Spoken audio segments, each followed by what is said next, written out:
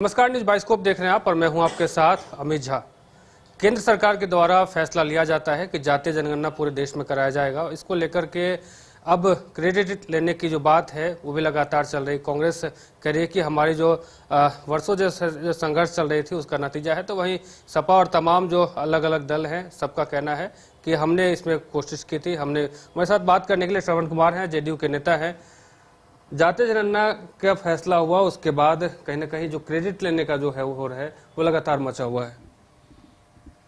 देखिए, सबसे पहले तो हम ये जो भारत सरकार जो अपने कैबिनेट में पूरे देश में जातिगत जनगणना कराने का जो फैसला देश के यशस्वी प्रधानमंत्री आदरणीय श्री नरेंद्र मोदी जी के नेतृत्व में जो लेने का फैसला किया है, इसके लिए सबसे पहले हम पार्टी की ओर से, झारखंड प्रदेश जनता दल यूनाइटेड की ओर से भारत सरकार को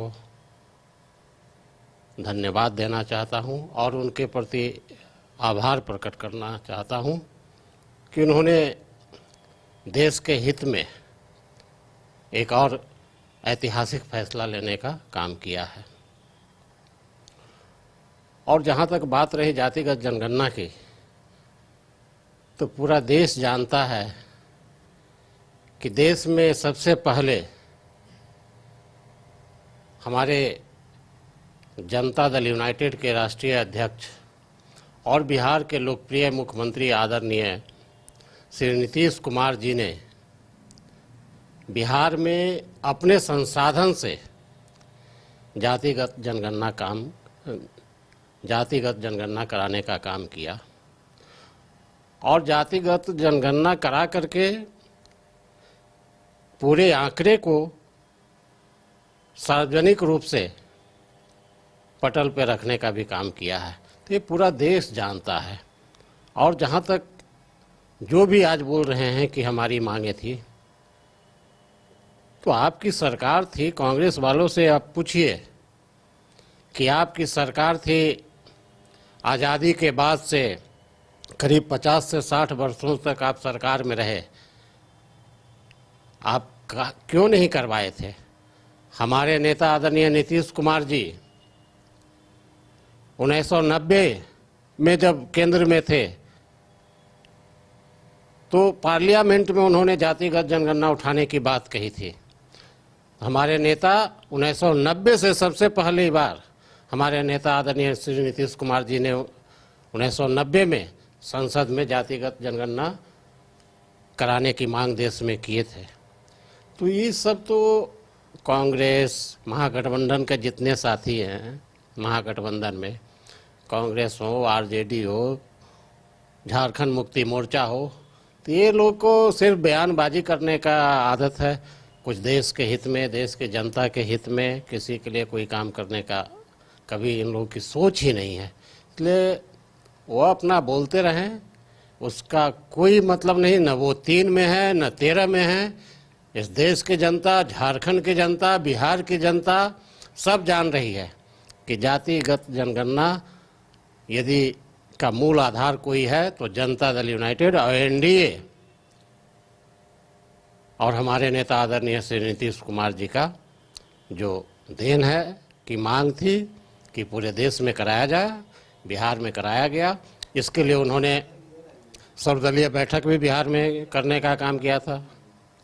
बिहार विधानसभा में पास करा करके केंद्र को भेजने का काम किया था और सभी लोग की सहमति बना करके केंद्र में जाकर के आदरणीय प्रधानमंत्री जी से सर्वदलीय सभी दलों को नेता के साथ लेकर के प्रधानमंत्री जी से मिल करके आदरणीय नेता ने, नीतीश कुमार जी ने जातिगत जनगणना कराने का मांग किए थे। आज उसी का परिणाम है हमारे नेता और हमारी पार्टी और एनडीए के सभी घटक दल के सभी नेता को हम आज अपनी ओर से साधुवाद देना चाहता हूं कि उन्होंने पूरे देश में जातिगत जनगणना कराने का निर्णय लिया है। लगातार लोग कहते हैं कि जातीय जनगणना के फायदे तो होंगे ही, लेकिन अगर देखा जाए तो एक जितने जिसकी हिस्सेदारी है, क्या उस हिसाब से उनको फायदे मिलेंगे? देखिए, निश्चित तौर में जब भी जनगणना होती है तो जिस हिसाब से जो आरक्षण है या जिसको लाभ मिलना चाहिए, आज बहुत लोग दावा ठोकते हैं कि हमारी इतनी आबादी है, हमारी ये है, हमको ये सुविधा मिलनी चाहिए। तो जातिगत जनगणना से साफ हो जाएगा कि कितने लोग किनकी कितनी आबादी है। इसमें सभी लोगों को, समाज के हर वर्ग, हर समुदाय के लोगों को इससे फायदा ही होगा कि उनकी आबादी है, उनके अनुरूप यदि उनका विकास नहीं हुआ है तो जो राज्य सरकार, केंद्र सरकार जो योजनाएं बनाएंगी उनको देख करके जो नीति निर्धारण करेगी उनके विकास के लिए, तो इससे निश्चित तौर में सभी वर्गों का, समाज के सभी वर्गों का कल्याण होगा, सभी के हितों की रक्षा होगी और सभी का इसमें जो विकास से अधूरे हैं, विकास जिनके पास नहीं पहुंच पाया है, उनको भी विकास की मुख्य धारा में इससे जुड़ जाएंगे। एक सवाल रहेगा कि झारखंड के युवा कई लगातार आंदोलन करते हुए नजर आ रहे हैं कि जिस प्रकार से जेपीएससी का रिजल्ट अभी तक नहीं आया है, 11th जेपीएससी का, इसको लेकर के कई महीनों से आंदोलन कर रहे हैं और अब तो जेपीएससी का कैलेंडर तक भी अभी तक नहीं हुआ, जबकि मुख्यमंत्री हेमंत सोरेन दूसरी बार सत्ता में आए थे तो उन्होंने कहा था कि जल्द ही हम जितने भी प्रतियोगी परीक्षाएं हैं सभी का जो है कैलेंडर है वो जारी कर देंगे। देखिए, झारखंड में जो सरकार है, यहाँ जो सरकारें बनी हैं, इसकी बुनियाद ही भ्रष्टाचार पे है। आप देखिए, इसमें जितने घटक दल हैं, कांग्रेस है, झारखंड मुक्ति मोर्चा हो या आरजेडी है, सभी के नेता भ्रष्टाचार के मामले में जेल जाने का काम किए हैं और जेल से आकर के सत्ता में रहते हैं, मंत्री बनते हैं, मुख्यमंत्री बनते हैं जेल से लौटने के बाद। तो जिसकी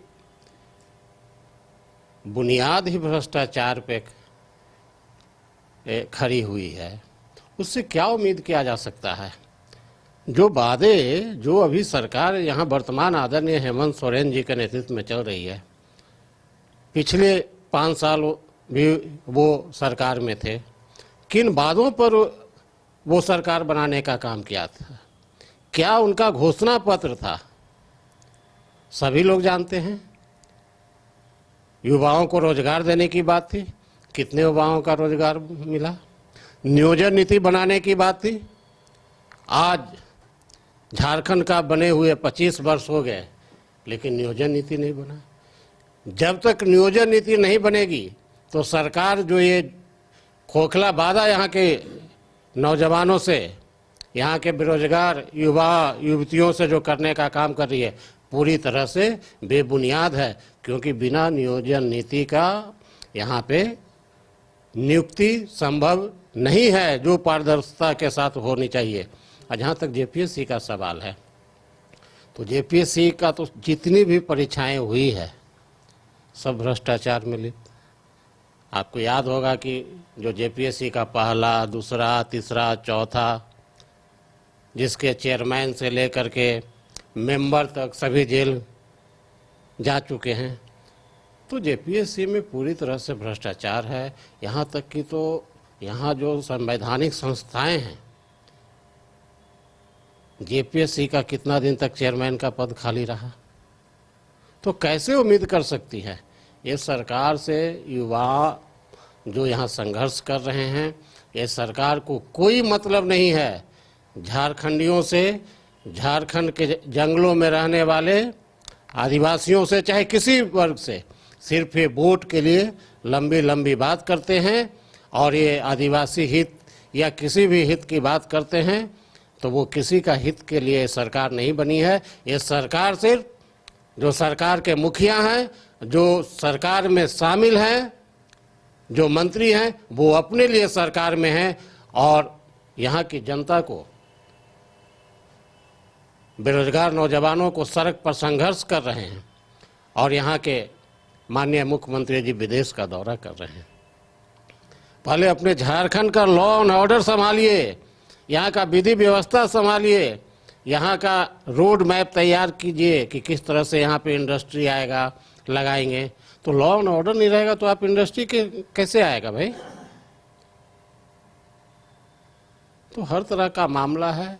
तो ये सरकार से यहाँ के नौजवानों को, बेरोजगार युवकों को, चाहे वो किसी समाज का हो, किसी वर्ग का हो, इससे कोई लाभ होने वाला नहीं है। ये संघर्ष कर रहे हैं बेचारे रोड में, और यहाँ के मुख्यमंत्री हैं जो विदेश दौरा कर रहे हैं, सिर्फ अपने से मतलब है।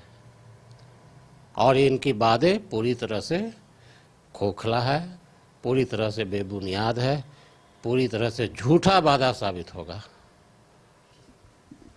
ये थे हमारे साथ जेडीयू के नेता श्रवण कुमार। साफ तौर पे कहना था इनका कि जिस प्रकार से सरकार बहुत सारे वादे किए थे और उस वादे के एवज में यहाँ सरकार में वापस लौटे थे, सत्ता में लौटे थे, लेकिन एक भी वादा जो है वो पूरा नहीं कर पाए हैं। सभी वादे जो हैं खोखले हैं। फिलहाल हमारे साथ बने रहिए और देखते रहिए न्यूज़ बाइस्कोप।